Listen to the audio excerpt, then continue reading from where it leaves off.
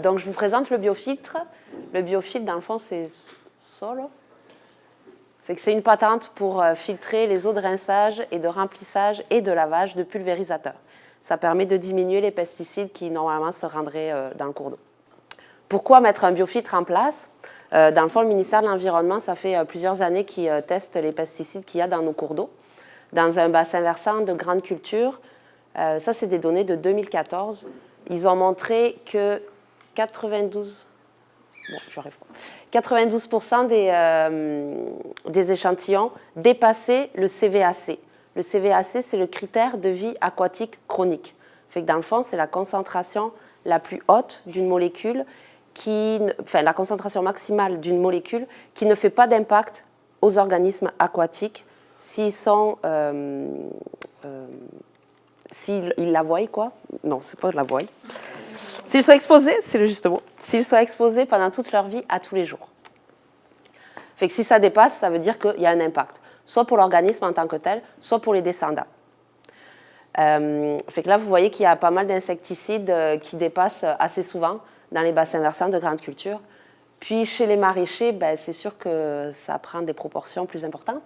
Mettons le chlorpyrifos, la molécule active qu'on appelle chlorpyrifos, qui est le produit, le pyrifos ou le lorsban, il a dépassé jusqu'à 628 fois le critère de vie aquatique. Fait que, comme on m'a présenté, j'ai travaillé 10 ans au Prisme, fait que c'est sûr que là, je mettais les produits que je connaissais dans les grandes cultures. On n'a pas de clients en grande culture au Prisme, fait que je ne connaissais pas ça. Fait que j'ai mis les molécules actives. Mais pour vous donner une idée, le métribuzine, l'herbicide, c'est le Sencor, l'Action ou le Conquest comme produit. Puis le clothianidine, c'est Poncho ou Clutch ou Prosper ou Titan ou c'est Presto. Le thiaméthoxam, c'est Actara, Cruiser ou Indigo ou Minecto. Le chlorpyrifos, c'est pareil, là, c'est Lorsban, Pyrinex, Citadel ou Dursban. Le carbaryl, c'est C20. Et le malathion, c'est Fifanon, Gardex. Peut-être vous le saviez déjà, mais peut-être pas. 70% des pesticides qui sont présents dans les cours d'eau, ça vient de la pollution ponctuelle. Fait que dans le fond, la pollution, il y a deux types de pollution, la diffuse puis la ponctuelle. La diffuse, c'est représenté par l'image à gauche.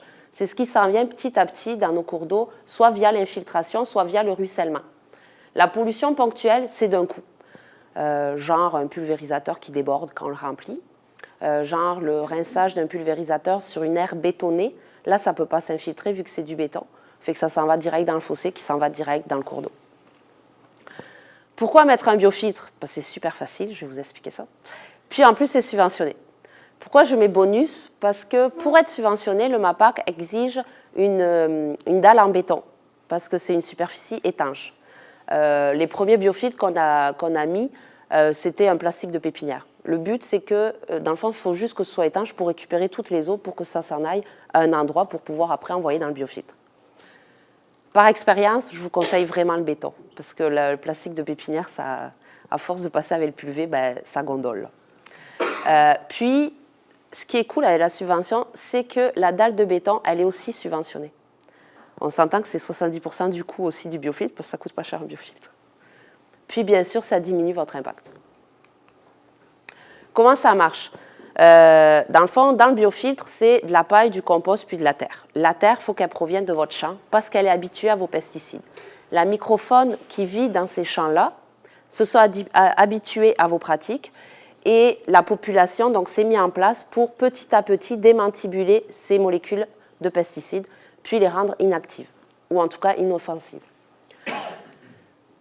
Puis le biofiltre, il dépollue. Dans le projet qu'on avait mis en place, on avait analysé pendant 2 ans ce qui rentre dans le biofiltre, ce qui en sort. Il y avait à peu près entre 30 et 40 pesticides ou produits de métabolisme. Et ça a réduit de 90 à 100% ces concentrations-là. Les pesticides, donc par exemple, là, il y avait le diuron, l'inuron, chlorpyrifos, diazinon, etc. On a besoin de quoi? Des cubes itinéraires, fait que ça, ces cubes-là, dans le fond, ça prend des cubes étanches. Fait que les maraîchers reçoivent l'engrais liquide là-dedans. Puis, c'est très important, le grillage, là, parce que sinon, c'est quand même de la terre qu'il y a dedans, fait que ça s'effoire, sinon. De la terre qui vient du champ. Alors, soit elle vient du champ, soit elle vient de l'eau de lavage. Je ne sais pas si vous l'avez, ce que vous récoltez, mais les sédiments, c'est correct, ça vient de votre champ, fait que c'est habitué à vos pesticides, fait que ça fonctionne. Puis, on a fait des biofiltres avec des sédiments d'eau de lavage de maraîchers, fait qu'on sait que ça fonctionne. Du compost, si on a un terre noire, pas besoin de compost. Puis de la paille. Une dalle de béton, donc, pour que ce soit subventionné. Puis des fosses septiques en plastique. Ça, c'est pour récupérer toute l'eau de rinçage. Parce qu'il faut que ça coule tranquillement dans notre biofiltre, fait que ça prend un grand réservoir. On n'est pas obligé de faire une fosse septique en plastique. Si vous avez déjà de quoi qui récupère, ben, c'est bien correct. Mais il faut que ce soit étanche. Une pompe vide-cave, de la tuyauterie et un déviateur d'eau de pluie, parce que toute l'eau, on ne peut pas vraiment mettre un toit. Ben, si vous voulez mettre un toit, vous pouvez, là. Mais avec la grandeur de nos machineries, je pense que c'est comme pas vraiment pensable d'avoir un toit. Donc, on va mettre un déviateur d'eau de pluie. Comme ça, on l'ouvrira quand l'eau de pluie coule dessus, ben, ça va dans le fossé. Puis quand on rince ou qu'on remplit notre pulvé ou qu'on le lave, ben, on tourne la clé pour que ça s'en aille dans le biofiltre. Donc, on fait notre dalle de béton. C'est là où notre pulvé se fait rincer, remplir ou laver. Ça s'en va... Hein, je vais essayer de faire... Ouais. Fait que là, via le drain, dans le fond, la dalle de béton, elle est faite d'après un angle, avec une rigole tout autour. Ça, vous avez tout ça dans la fiche technique développée par le MAPAC. Là, vous avez toutes les instructions. Puis, il y a un drain qui récupère et qui s'en va dans la fosse septique. Dans la fosse septique, il y a une sun pompe, une pompe vide-cave, qui monte le tout en haut pour couler tranquillement. On va voir ça tantôt. Puis, le débit, il faut qu'il soit lent, il faut que ce soit du goutte à goutte. Donc, on va mettre une valve ici, puis on va mettre aussi un tube retour avec une valve. Comme ça, on va jouer avec nos deux valves pour avoir un débit lent. Puis ça, c'est le déviateur d'eau de pluie. Fait que ça, on n'avait pas tenté ça avec une broche ici qu'on levait, là. Fait que, dans le fond, quand le clapet est ouvert, ben, il y a l'eau qui s'en va d'un bord, puis quand c'est l'autre qui est ouvert, ben, ça s'en va de l'autre bord. Fait qu'on mettait, c'était comme du fil de fer, puis on levait. Sinon, il y a comme ceux qui ont des drains, des fois, ils ont des sorties, enfin, une clé comme ça qu'ils ouvrent pour ouvrir ou fermer le drainage. On peut mettre ça, mais ça coûte vachement plus cher. Alors ça, c'est notre diffuseur. Ça, c'est le bac d'en haut, ici. Fait que, comme on a vu, toute l'eau qui monte, puis qui s'en va goutte à goutte. Fait qu'on peut mettre, au début, ce qu'on avait mis, c'est un tuyau, ça peut être un tuyau d'arrosage qu'on perce, fin. Mais ça, c'est plus beau, c'est plus durable et c'est nettoyable. Fait que c'est pas mal. Fait que c'est des tubes de PVC qu'on perce. Puis, ce qui est bien ici, c'est qu'il y a des bouchons qu'on peut déboucher pour envoyer l'ose à pression à tous les ans pour enlever le biofilm qui va se déposer dedans. Ou des fois, les sédiments. Vous voyez l'intérieur, c'est de la paille, puis de la terre. Puis, dans le cas de terre minérale, on va mettre du compost. Puis, ça coule tranquillement de celui d'en haut à celui d'en bas, via encore de la tuyauterie, avec le même diffuseur qu'on a vu plus haut. Donc, au début, ce qu'on avait mis, parce que là, les cubiténaires, ils ont un bouchon. Fait que là, on avait percé le bouchon, puis on avait mis un coup de fileté. Je vous le déconseille, parce que ça perce. Malgré le fait qu'on mette du silicone et tout ça, c'est pas étanche. Donc, on va mettre cette patente-là. Ça, c'est ce qu'on met dans le pulvérisateur pour le remplir, là, des fois. Là. Ça s'appelle un adaptateur à bec verseur. Ça a un nom en anglais que tout le monde connaît, mais je ne m'en souviens pas. Fait qu'on va mettre ça là, puis avec plein de manchons adaptateurs pour pouvoir mettre notre coup de fileté étanche. Avec, comme vous voyez, un tuyau qui peut être un tuyau d'arrosage. D'ailleurs, c'est mieux que ce soit opaque, parce que sinon, il y a du biofilm qui se développe à l'intérieur. Puis, c'est ça, de l'un à de plus bas, c'est juste ça, un biofilm. Ça fait que c'est vraiment super simple. Le bémol, s'il y en a un, c'est qu'il faut l'entretenir. Vous allez voir, parce que tout le monde va en installer un, j'en suis sûre, cette année, fait que ça va se tasser. Si ça se tasse, tant mieux, ça veut dire que le vivant à l'intérieur, il fonctionne bien, il vit. Donc, il faut le vider à chaque année, puis le re-remplir en rajoutant de la paille. Puis, bien sûr, vérifier la tuyauterie, parce que ça peut se boucher assez rapidement. comme on a vu la conférence de ce matin, le goutte à goutte là, qui se bouche, bon, ben là, c'est de l'eau avec des pesticides, puis éventuellement des sédiments, fait que c'est sûr que ça va se boucher encore plus. Combien ça coûte? La dalle de béton, ouais, la plus petite, ben, celle que j'avais mis, elle coûtait 5 000, mais c'était un petit maraîcher qui a une petite machinerie. Fait que dépendamment de votre grandeur de machinerie, ben, elle va être plus ou moins grande. Un électricien, ben, ça dépend. Lui, c'est parce qu'il avait il devait installer une prise électrique à l'extérieur, vu que la sun pump, ben, faut la brancher. Le réservoir, la fosse septique en plastique là, que je vous ai montré, ça coûte à peu près 1 000 $, mais là, ça dépend de vos applications.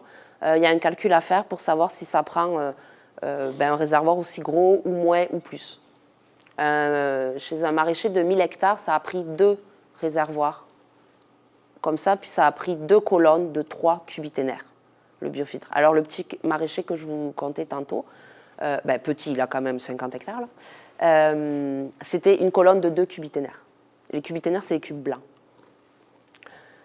Des balles de blé, bon, la sun pump, c'est à peu près 200 $. C'est sûr que si on ne veut pas jouer avec les valves, puis on veut exactement la sun pump qui va nous donner le débit exactement voulu, qui est 2,4 litres minute, ben, y en a une qui existe là, mais elle vaut 600 $. Fait que c'est plus cher, alors qu'on peut jouer avec des valves. Fait que, en gros, ça coûte 7 000 $ de matériel. Puis, il y a une subvention de 70%. Fait que ça vous coûte en vrai 2 000 $. Fait que c'est ça, non, il faut le vider vraiment à tous les ans. Ben, c'est sûr, si ça ne tasse pas, moi, je l'ai fait qu'en terre noire. Fait que ça a tassé vraiment beaucoup. Peut-être qu'en terre minérale, non, mais je penserais que oui. Puis en Belgique aussi, ils ont pas vraiment de terre noire, c'est plus de la terre minérale. Puis ils conseillent vraiment de le vider à chaque année, puis de le re-remplir. Donc de remélanger avec de la paille dans le fond, puis de la terre. Puis ça a une durée de vie de 5 à 10 ans. Puis au bout de ce temps-là, on le fait composter dans... Ben, ça, je vous parle de l'expérience belge. Ici au Québec, je pense que le premier qu'on a monté, c'était en 2012 ou 2011. Fait que, ouais, on va le savoir dans pas long. S'ils font les analyses qu'il faut. On est supposé pouvoir le mettre dans le champ, les pendre dans le champ, puis ils ont fait des tests de phytotoxicité sur du millet et sur des aubergines, puis il n'y en avait pas. Fait que on les pend dans le champ après. Et l'eau, justement? Ben, étant donné, mon sens à moi, étant donné qu'elle a 90 à 100% de pesticides en moins, on peut jeter ça dans le fossé. Mais on peut aussi le mettre dans la fosse septique qu'on a mis. On fait un circuit clos finalement. Le MAPAC recommande de le mettre dans le PUV puis de l'envoyer dans votre champ. Sauf que mon point, le biofiltre, il faut que ce soit un avantage pour le producteur, puis il ne faut pas que ce soit une perte de temps. Donc, au lieu, la bonne pratique, normalement, c'est augmenter son volume d'eau. Dans le fond, mettre de l'eau dans son PUV, puis passer 2-3 fois dans le champ là, pour vider ses eaux de rinçage. Là, on fait ça sur la dalle de béton, ça fait gagner du temps. Puis, étant donné qu'il y a 90 à 100%, on a quand même testé pendant 2 ans, puis ça fonctionnait. Là. Puis en Europe, ça fonctionne vraiment bien, fait qu'on peut envoyer ça dans le fossé. Mais sinon, vous pouvez mettre ça dans la fosse septique. Puis, vu qu'il y a un système d'évaporation quand même qui fonctionne, normalement, ça devrait... Il y a 2 maraîchers sur 4 que je connais qui mettent ça en circuit clos. Puis, il n'y a pas eu de débordement. Puis, c'est des maraîchers de 100 hectares et plus, là, fait qu'ils arrosent pas mal, à tous les jours. Tout ça, il y a eu 3 maraîchers qui en ont fait en 2013. Dans le coin tout ce que je vous parle, c'est dans le coin des terres noires. En 2015, il y en a eu un. Puis en 2016, il devait y en avoir un et un semencier de grande culture qui vidait les fonds de leur baril. C'est ça. J'ai une question. Oui. Ah ben bravo.